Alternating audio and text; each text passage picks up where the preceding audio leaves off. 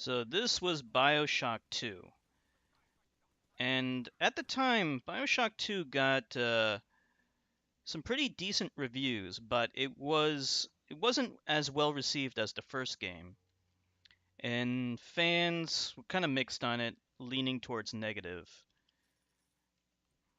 BioShock 2 is one of those sequels that's so similar to the first game that it feels almost like an expansion or DLC, um, like a glorified DLC or expansion. Um, there's plenty of other games like that. Dark Souls 2 to Dark Souls 1, Zelda Majora's Mask to Zelda Ocarina of Time, Knights of the Old Republic 2 to Knights of the Old Republic 1, Fallout New Vegas to Fallout 3, They're all examples of more incremental improvements rather than revolutionary improvements. And because of that, there's expectations um, from people that for the sequel to be substantially better than the original. We're kind of used to that now, and I think that's unfair in some ways. Um, Bioshock 2 is a fantastic game on its own merits. It really is just more of the same. So if you loved Bioshock 1, you'll love Bioshock 2. And it actually does make some improvements over the original. The biggest improvement is the fact that you can use plasmids and the main gun at the same time. In the original, you had to swap between the two, and that was really annoying, and it limited the full range of attacks you could do, you know. Whereas in this game, you have your full arsenal available, and it allows for so many more combinations and a variety of different tactics that you can use that weren't possible before. Um, this is at its core an action RPG, more leading towards action, a first-person shooter with RPG mechanics, and it's a really, really good one. Um, from a from a gameplay point of view, like I said, it's a little bit better than the original because of the ability to use plasmids and guns at the same time. But largely, it's very similar to the first game. Graphically, it uses the same engine. I can't really tell if there's any graphical improvements. This is the remastered version, so some of the textures have been cleaned up. It's very, very slight. Um, Nothing really groundbreaking, but I think the game holds up graphically quite well in 2019. This game's using Unreal Engine 3. One of the things I really like the most about the Bioshock 1 and 2 is the atmosphere and the setting. It takes place in Rapture, this underwater city, and the water in this game just looks so good. Everything looks so shiny, and when the water's flowing down downstairs and things like that, it looks like that scene from Titanic. It looks really cool. The effects are really impressive. The water is just very, very good water effects. And I actually prefer the uh, the setting of this game to BioShock Infinite. Even though I'm totally glad BioShock Infinite went in a different direction, different setting because it needed it. I still prefer um, this setting. It feels a little bit more cozy. But BioShock Infinite's much more colorful. But this one is more moody. Speaking of BioShock Infinite, I think the challenge of this game is better balanced than that game too. Like this game's a lot more challenging, but not unfairly challenging. Whereas I thought BioShock Infinite was a little bit too easy. Like it was really only challenging right at the end. There's like a really big challenge spike near the end. In this game, it's challenging throughout, but never feels unfair. As long as you save often, and even if you die, you can always revive in one of those chamber things. And the arsenal of weapons He's really good. So the gunplay is very good. Not quite as good as some other games like Killzone 2 and 3, but still very satisfying. So many different weapons you got. There's a drill in here. This is one of the best weapons actually in the game. I really love using it. You can even do like a charge attack like that. It's so satisfying to use. You got this rivet gun, which is just a kind of standard gun, but then you got like mini turrets. You got your Gatling guns. So many different guns to experiment with.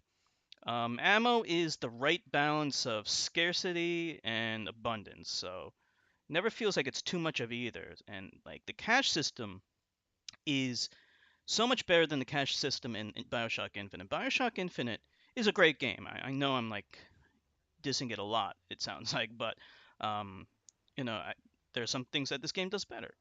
And the cache system is better. I like how in BioShock 1 and 2, your plasmids use a different currency. So you upgrade your plasmids with Atom, and you purchase that with that separate currency, whereas your guns and items are purchased with money. In BioShock Infinite, you purchase pretty much everything with money, and you end up, um, and also your weapon upgrades are purchased with money, and you end up just using your money for all the important stuff, which would be spells and weapon upgrades, and you never use it for mundane things like ammo or items. So I prefer how they split those things up in this game. It's just better balance overall. Speaking of the plasmids, like there's a good variety of them, and that encourages replayability. So you have like all these different kinds of plasmids. I have Blast, Incinerate's really fun to use security command, and more. And you can play the game again and again and focus on different plasmids, and many of them are totally viable. I never felt like any one plasmid was totally useless. They were all pretty useful. It's just personal preference as to which one you want to go for. You know, your play style. It adapts to your play style. Um, so I've been gushing about the game a lot. Let's talk about some of the problems. The remastered version has crashes. I don't know why. Apparently, it only exists in the remastered version. I had the game crash on me a total of 3 times. It doesn't sound like a lot, but anything more than 0 is too much. Um, yeah, that's totally unacceptable. So you get into the habit of saving constantly when you should be focused on the game. Just having any crashes is totally unacceptable, especially when it's exclusive to only the remastered version. Speaking of the remastered version isn't really all that much better than the original. Some textures are cleaned up, but it turns out some lighting effects actually look better in the original version. But you have to compare them side by side to really notice. I would say overall, yeah, the remastered version looks better, um, but it's almost imperceptible to be honest. It wasn't much of an upgrade. Um, the hacking it can be kind of annoying, like when you're hacking and then you get busted. You're like those turrets are so annoying. But I mean, I kind of understand that anyway because I mean there has to be a penalty to failing the hacking thing. But it just kind of gets annoying when you have to constantly reload, on top of the fact that you're saving constantly. Um, let's see. Really aren't a lot of other complaints. I mean, the story is like, I mean, the stories in these games always confuses me. I really don't know what's going on. It's like one of those things that you really need to play a couple of times or read the wiki and stuff like that to really know what's going on. But it is, kind of compelling. I mean, they do like have like the voice acting's good. It is a little confusing. If you ask me what the hell it's about, even I'm not really sure. Uh, but at least it's something that you can kind of get into on repeated playthroughs. Another thing to encourage replayability. Um, and there needs to be something to be said about sequels that don't improve upon the original too much. I think there is a place for them, and you got to understand what the advantage is. The advantage is that they are released much more, um, much faster. So, like a full-fledged sequel that has more effort put into it is gonna be, it's gonna be better, but it's gonna take a lot longer to come out. And I think there is value in having a kind of like a semi sequel because it gives you like, especially if the original was so good, sometimes all you want is more of the same. That's fine. And sometimes you want more than just DLC, something more than an expansion, but less than a full-fledged sequel, and it came out in a timely manner. So yeah, I think there's a place for both. And considering the original game was so good, I don't really have a problem playing more of the same.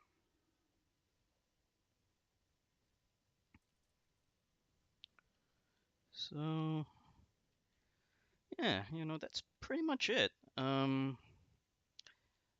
don't think that this game, either graphically or gameplay wise, really stands up to the best of the best of today's era. You have so many open world games, but I think there is merit, there is value to having like a smaller, linear kind of game like this, that doesn't need to be ginormous like an open world game.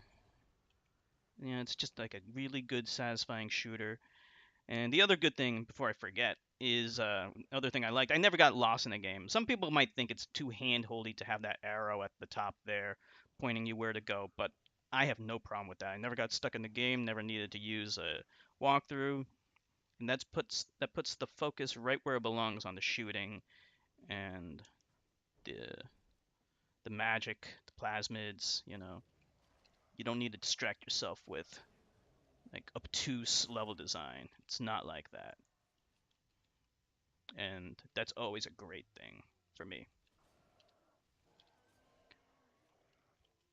So yeah, I love this game. It's a great game. I'm so glad I played it. I love how you're playing as a Big Daddy. The Big Daddies look awesome. The lore of the game is cool. We talked about story a little bit. The lore of the game is so cool. I love how you have the little sisters, you have the Big Daddies that protect them, and then you have the lore behind them, and then the artwork, the design of the Big Daddies, the design of like the whole universe has this retro look to it. It's so cool. So like basically I'm reviewing BioShock 1, right? um so yeah, all the positives that apply to that game apply here, of course.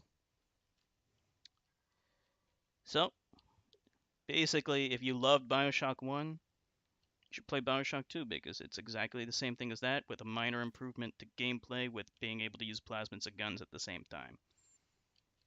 If you hated BioShock 1, then I question, your sanity because this is such a fantastic game. Such a big improvement over the spiritual predecessor, which was System Shock 1 and 2. I consider these games to be so much better than that. And that is all I gotta say. I motivate you to play it again and go for the bad ending? Yeah. Oh, I'm glad I was able to motivate you. I always like motivating people to play video games. That fills me with a sense of joy and satisfaction. Yeah, play it again. Go for the bad ending and use some different plasmids. Pretty immersive. Yeah, such a cool universe. The whole look of the world is great. I'm trying to remember. I know there was like one bad thing about the game that I forgot to mention, but I can't remember it now. I guess I could have talked about the Little Sisters harvesting Adam. I should have talked about that. But that was actually a positive because like I like that mechanic. Some people might not like it, but I liked it because then it gives more use to all these defensive abilities, like these defensive weapons like this thing, and also some plasmids that can be used as traps. Because in BioShock Infinite, you could use plasmids as traps, but I never used them like that because there's nothing to defend. But in this game, there are places where you have to defend the spot.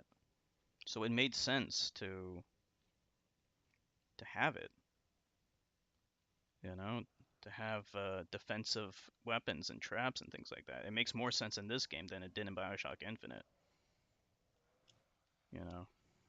It sounds like I'm railing on BioShock Infinite a lot, but like BioShock Infinite, without getting into a review on that, is a better sequel, if that makes sense, because it improved more and did more different stuff, different location, brighter graphics, not necessarily better graphics, but brighter, more colorful graphics, and also had more had new mechanics like being able to use those zip line things. That was really cool. But anyway, that is a different game for another time.